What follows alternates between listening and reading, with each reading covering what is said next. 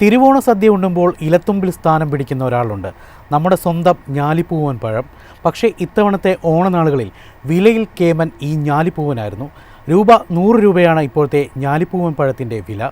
വിഭവസമൃദ്ധമായ സദ്യ ഉണ്ടതിനു ശേഷം പപ്പടവും പഴവും കൂടി ചേർത്ത് കഴിച്ചില്ലെങ്കിൽ പിന്നെ അതെന്ത് ഓണസദ്യ അല്ലേ?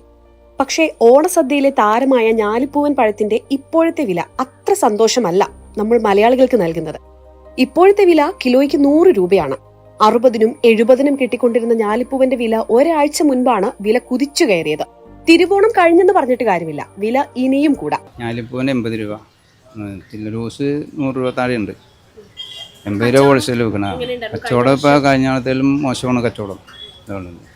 കഴിഞ്ഞാണത്തേലും ഒരു വർഷത്തും തോറും മോശമായി കച്ചവടം താഴ്ന്നുകൊണ്ടിരിക്കുകയാണ്.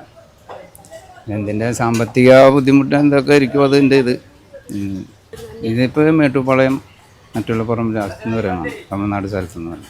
കൃഷി വകുപ്പിന്റെ ഓണച്ചന്തയിലൊന്നും സാധാരണ രുചിയേറിയ ഇവ വിൽപ്പനയ്ക്കുണ്ടാവാറില്ല. അതുകൊണ്ട് തന്നെ എവിടെയുണ്ടായാലും ആളുകൾ ഇവ തേടിപ്പോകും. നമ്മുടെ നാട്ടിൽ ഒരു കാലത്ത് ധാരാളം കൃഷി ചെയ്തിരുന്നതാണ് ഞാലിപ്പൂവൻ. റോബസ്റ്റയും ഇതര നാട്ടിലെ വാഴകളും ചേക്കേറിയതോടെ ഇവയ്ക്ക് പ്രിയം കുറഞ്ഞു. കൃഷി ചെയ്യാൻ ആളുമില്ലാതായി. എങ്കിലും രുചിയുള്ള സദ്യയുടെ മേമ്പടിയായി ഇന്നും ഇവർ വാഴുന്നുണ്ട്.